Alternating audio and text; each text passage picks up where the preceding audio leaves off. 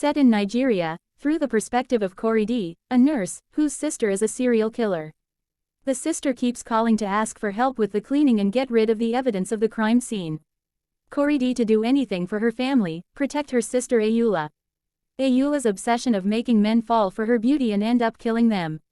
The real problem starts when Ayoola and Tate starts dating. Tate is Korede's crush for a long time. Ayoola is the most annoying, yet beautiful girl. She is of a don't-care personality. She kills the person she dates and move on, with no guilty. It is evident after Femi's death. She posts a picture of Femi on Instagram stating Femi Durant is missing, while Korede is next to her. Without any guilty she posted it. When their mother grooms to attend a wedding, Ayoola takes her mother multiple snaps in different poses. It's at that she is about to post it on Instagram, Korede warns not to post it and reminds her about her last post. Only on this situation their mother comes to know that Femi is missing. The story moves with short flashback of Korede and Ayoola's father. Their father was very abusive. Those incidents with father made a psychological touch to reading of the novel. From their father, it is crystal clear that abusive parenting affects children's life and society. The violence of their father, which they saw in the childhood, has reflected on them. The sister's depraved father is the central of author's psychological implications of abuse. Their father is the source of Ayoola's insecurity and crime sequences towards the other men, especially the men she is dating. The opening of the novel itself conveys who is murderer. Korede hoped to not hear from that she killed anyone, in future. But everything went in vain. Korede's knowledge is fully equipped with how to dispose a dead body, clean the blood stains with bleach and helping her sister in all her murders. She carefully looks around to see, is there anyone out of their apartments? She has guilty when she disposes the dead body. She is socially well behaved and care for others are explicited when they carried Femi's body in the lift. A woman with her child in one arm and a bag of luggage on other hand comes to the lift. But Abib's sisters close the lift door as soon as possible so that they cannot be caught. Korede felt bad for the lady. She had some sympathy for the lady. It has become a habit for Korede to write the names of the boyfriends her sister kills. When she asks her sister for the surname of him, Ayoola doesn't remember his surname, but recalls a poem he has written for her. Ayoola's love for Mem does not last for a month. It is on the first month anniversary she killed Femi. Korede do not have any friend of her own to share her likes and dislikes or to share secrets. Eventually, the coma patient mother becomes her listener. She did not whether what if he remembers all the secrets she is revealing. She told him everything Ayoola done. Ayoola forgets actions now and then. It is Korede's duty to remember her everything. This is clearly explained in the situation when her mother groomed up for marriage function. They take a lot of photos with different poses.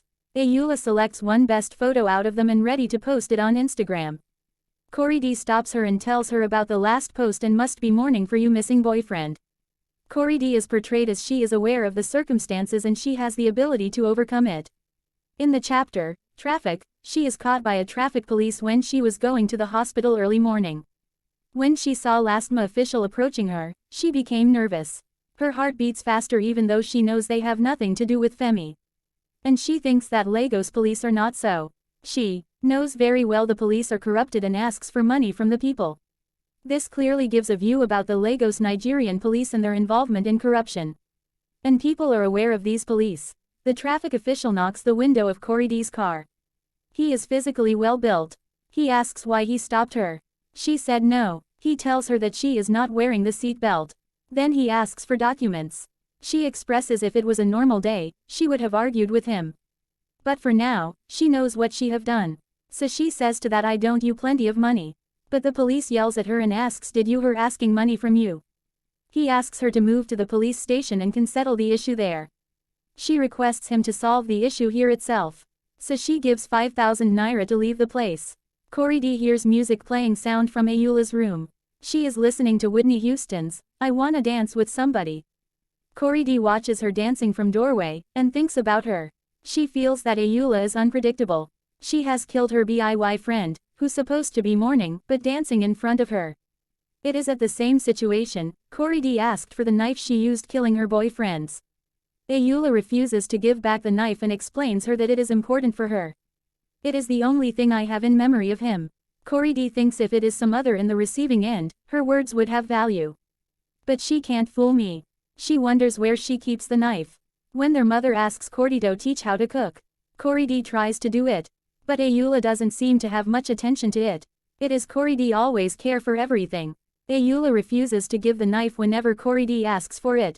Corey feels that she is inferior to Ayula in comparison of personality and beauty. Corey is conscious of all her actions. Femi makes 3, you know. 3, and they label you a serial killer. She whispers these words to Mutter, so as to prevent that no passerby hears it. Take to inform her that he just a patient, don't care too much, if to be prepared for anything. She tells him there is nothing wrong in caring for others. Corey also recalls an incident which made her to realize that Ayula is more beautiful than her. After remembering the incidents, Corey wore makeup and went to hospital. But soon she herself removed it. Take to complimented that be yourself, that's your beauty. Again there comes a situation that makes Corey informs Ayula about Femi. It is Tate who has sent a bouquet of orchids. Ayula texts him, I really prefer roses. Corey knows about Tate, that he examines everything he buys. That she saw him in a bouquet shop, examining each flowers and varieties. Corey knows well by Ayula's text he will be hurt. At noon, he sent another bouquet, not orchids but roses. Ayula is out for shopping, so the house gives to Corey. Ayula returned home and knows about the bouquet of roses. She takes a photo and about to post it. At this point, Corey remains her not to post anything. She questions how long should I post only boring and sad stuffs. Immediately Corey says for a year. Ayula and Corey are fascinating pair. They do not confront each other, but lead parallel lives to each other's faults.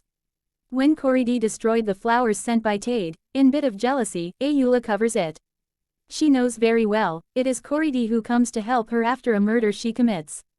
Ayula, with her impractical underwear, body of a music video vixen, angelic face, and a fondness for their father's knife is a stark contrast to Corey, a voodoo figurine, obsessed with scrubbing surfaces clean. Ayula is a flirt, has many lovers, and is manipulative while Corey is single, yielding in nature and insecure. Their rivalry is cold but they've got each other's back, like an unspoken bond that can suffer no dent. The narrative is salted with humor on their opposing thoughts. When Corey worries about the dead man after they dispose the body, Ayula exclaims, I'm dying here, because of broken air conditioning. Corey, the anxious, Ayula, the unperturbed. When a pair of police visited their house for investigation on Femi's missing charges.